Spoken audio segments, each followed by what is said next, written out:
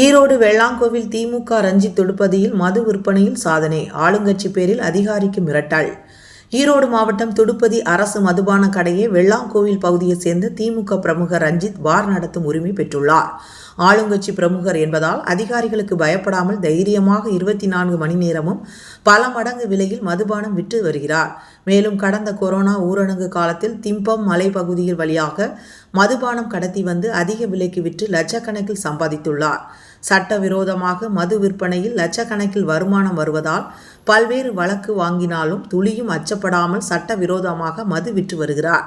தமிழகத்தில் மதுவிலக்கு மெல்ல மெல்ல கொண்டு வரப்படும் என்று தமிழக முதல்வர் ஸ்டாலின் கூறி வரும் நிலையில் அப்பாவி தொழிலாளிகளை குறிவைத்து 24 மணி நேரமும் மது விற்கும் திமுக பிரமுகர் ரஞ்சித் மீது தலைமை நடவடிக்கை எடுக்குமா என சமூக ஆர்வலர்கள் கேள்வி எழுப்புகிறார்கள். பீடி இருக்காரு.